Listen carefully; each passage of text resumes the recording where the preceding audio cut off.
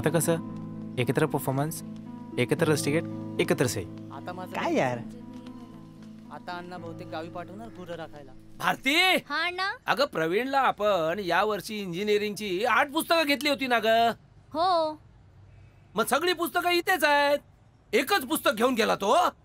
मग अगं मग काय गदडे, कॉलेजला काय करतोय जाऊन? अहो अण्णा, प्रॅक्टिकल असेल ना. काय असेल? प्रॅक्टिकल म्हणजे जे आपल्याला शिकवतात ते आपण हाताने करून बघायचं. हाताने कशाला करून बघायचं? आता नोकरीला लागल्यावर हातानेच करून बघायचं आहे. कॉलेजमध्ये कशाला वेळ घालवतायत फुकटचा? अरे वा प्रवीण, अरे बरोबर 5 वाजता घरी हजर. याला म्हणतात पोरगा. अगं पाणी घेऊन ये, प्रवीण आलाय. अण्णा, आई घरात नाहीये, मीच आणते. आणा आणा. मग आज केलं हाताने? काय? अरे आज काहीतरी हाताने करणार होतास ना कॉलेजात. काय? अरे काय काय काय करतोस? कॉलेजमध्ये गेला होतास ना, काय ते स्वतःच्या हाताने करून बघायला, पुस्तकं घरात ठेवून. तुम्हाला प्रॅक्टिकल म्हणायचंय का अण्णा? हा, ती भारती सुद्धा हेच काहीतरी म्हणाली, प्रॅक्टिकल. केलंस? हो केलंय. केलंस ना, शाबास. वा, खूप शिकायचा. हा, मन लावून अभ्यास करायचा. तू इंजिनियर व्हायचं माझं स्वप्न आहे. मी बघ शिकलो नाही, कॉलेज नाही, इंग्रजीचं ज्ञान नाही म्हणून चांगली नोकरी नाही, नोकरी नाही म्हणून पैसा नाही, पैसा नाही म्हणून समाजात पत नाही. म्हणून तुला इंजिनिअरिंगला टाकलाय मी. तू इंजिनियर झालास ना का तुला मोठ्या पगाराची नोकरी मिळणार. मग मी या समाजात छाती फुगवून जाणार आणि सांगणार, बघा मला अडाणी म्हणता ना, माझा मुलगा इंजिनियर झालाय, मोठ्या पगाराच्या नोकरीवर आहे. शेवटी आपल्या घराण्यामध्ये कलाकार जन्माला आला. हो ना, नाहीतर माझ्या माहेरी सगळे आपले सीए, नाहीतर प्रोफेसर, नाहीतर लेक्चरर. आणि आमच्याकडे तरी काय, येऊन जाऊन सगळे इंजिनियर नाहीतर डॉक्टर. वैताग आला होता. मग काय, चला विचार करत होतो आपल्या घराण्यामध्ये कलाकार जन्माला येणार आहे की नाही. पण आज कळलं तो आपल्या घराण्यात आलेला आहे, पण आपल्याला आज समजलंय.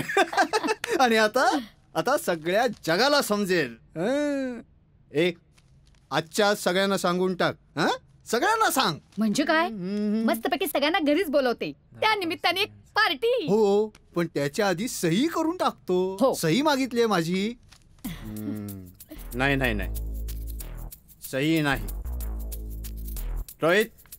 हा डॅड. इकडे ये. तुला या लेटरवर मी सही देणार आहे. खरंच? पण त्याच्यासाठी आमची एक अट आहे. काय रे? कसली अट? तू आम्हा दोघांनाही एक छान डान्स करून दाखव. काय मम्मी? अय्या खरं? ए नाही हा, आम्हाला डान्स करून डान्स नाही नाही नाही, मी नंतर करून दाखवतो. पहिली मला सही हवी. नाही नाही, डान्स नाही. डान्स नाही, सही नाही. मम्मी तू तर सांग. नाही, तुला डान्स करून दाखवावा लागेल, नाहीतर सही मिळणार नाही. अरविंद, सही करू नकोस हा. ठरलंय तुमचं? हो. ओके, करतो डान्स. ओके म्हणाला. चला चला चला, मी एक छानसं गाणं लावतो. कुठलं गाणं लावू? एक चांगलं गाणं लाव हा अरविंद. मस्त गाणं लाव. हो हो. हा, रेडी रेडी.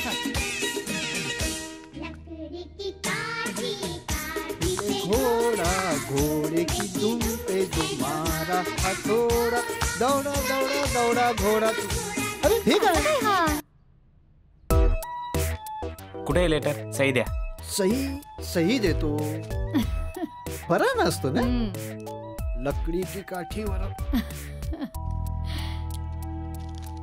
घे, प्रिन्सिपलला सांग थँक्स. का?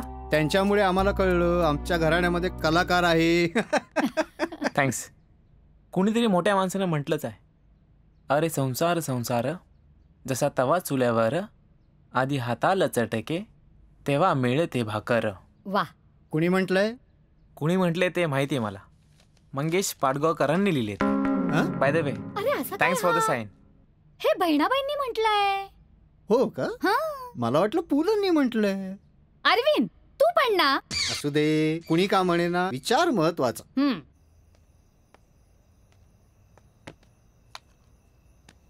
आई, ए आई,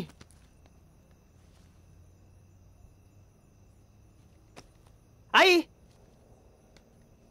अरे कुठे गेले ही? ए काय रे, आई कुठे आहे? अरे आई बाहेर गेलीये. शिट यार, हिला पण आता जायचं होतं का? खूप भूक लागलीये.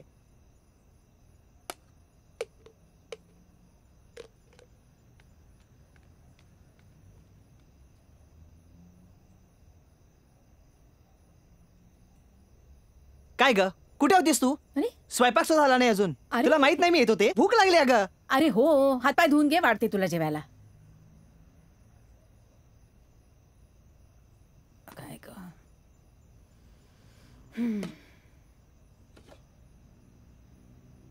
जिहाद ए मुल्क ऑर्गनायझेशनचा मास्टरमाइंड युसुफ याला पकडण्यात मुंबई पोलिसांना यश आलं आहे. काल रात्री उशिरा मुंबई नजीकच्या एका ठिकाणी घातलेल्या छाप्यात पोलिसांना हे यश मिळाल्याचं समजतंय.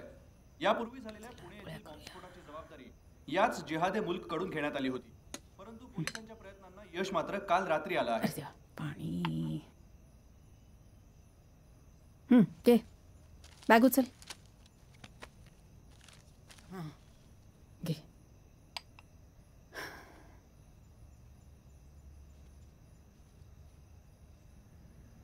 या आई, ती वही घे ग. कुठली ही? हा ती वही. काय रे? त्यात फॉर्म आहे बघ. काय करायचं आहे? सही हवी आहे त्यावर. अरे पेन कुठे मग? अगं असेल का त्यातल्या कप्प्यात? बर.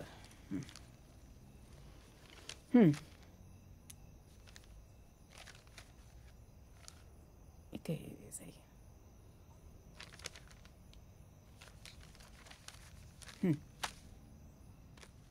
बबलूला आणते हा.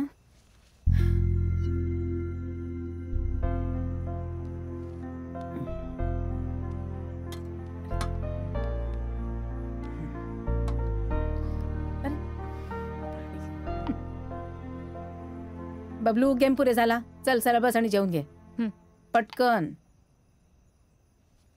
आणखी देऊ का रे? नको. ऐक काय ग आई, कुठे होती सकाळपासून? अरे तो विजय स्टोअरवाला, त्याला यादी दिली होती ना. म्हणाला आत्ता या आणि सामान घेऊन जा. सामान बांधून ठेवलंय. म्हणाला विशालला सांगितलं तर घेऊन जा म्हणून, पण तो काही घेऊन गेला नाही. नंतर येतो म्हणाला. मग मीच म्हटलं त्याला, अहो खरंच बिझी असतो तो. कॉलेज, अभ्यास, डान्स क्लास, कधी येणार तो तुमच्याकडे? मग सामान घेतलं. मग गेले गॅसवाल्याकडे.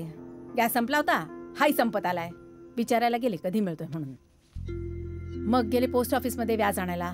तिथे ही भली मोठी रांग. म्हटलं दादा अहो जरा लवकर देता का? माझा मुलगा घरी यायचा जेवायला, स्वयंपाक व्हायचा अजून. तर म्हणतात कसे, ताई ही सगळी माणसं उभी आहेत ना एवढी, त्यांची पण काहीतरी कामं खोळंबली आहेत, जसा तुमचा मुलगा खोळंबलाय.